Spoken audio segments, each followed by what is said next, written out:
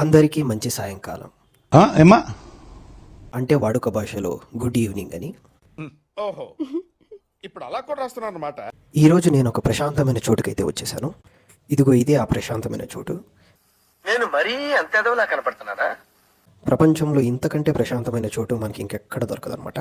ఈ చోటుకి ఈరోజు ఎందుకు వచ్చారంటే, ఈరోజు మా నాన్నగారి వర్ధంతి, అందుకే పూజ చేయడానికి వచ్చేసాము. ఇదే మా నాన్నగారి సమాధి. సమాధిని క్లీన్ చేయడానికి చీపురేది దొరక్క అక్కడున్న ఆకులతోనే అడ్జస్ట్ చేసుకొని క్లీన్ చేసేస్తాం అనమాట. ఓకే. మా అమ్మ క్లీన్ చేసుకునే గ్యాప్లో నేను పూజకంతా రెడీ చేయడం అయితే స్టార్ట్ చేశాను. ఓకే. తర్వాత పూజనైతే ముగించుకొని కొబ్బరికాయ కూడా కొట్టాము. ఇక పూజ ముగించుకొని తిరిగేసరికి ఎవరిదో పుర్రె కనిపించింది. ఆయనకు హాయ్ చెప్పేసి కాకుల కోసం అయితే వెయిట్ చేసామన్నమాట. ఫైనల్గా కాకులు వచ్చి పిండాన్ని ముట్టేశాయి. ఇక అదే లైన్లో రివర్స్ వస్తే మా నాన్నమ్మ గారి సమాధి కూడా ఇక్కడే ఉందన్నమాట. అలాగూ వచ్చాం కదా అని చెప్పేసి ఆవిడకు కూడా పూజ చేసుకొని వచ్చిన కాకుల్ని పలకరించి తిరిగి వస్తుంటే ప్రభాస్ గారి వాళ్ళ అమ్మగారు అయితే కనిపించారనమాట. అదే కాటేరమ్మ. ఆవిడకు దండం పెట్టేసి ఈ వీడియోని ఇక్కడితో ఆపేసి ఫోన్ ఎత్తి జోబులోకేసి శ్మశానాన్ని వదిలేసి ఇంటికైతే వెళ్ళిపోతున్నాం అనమాట.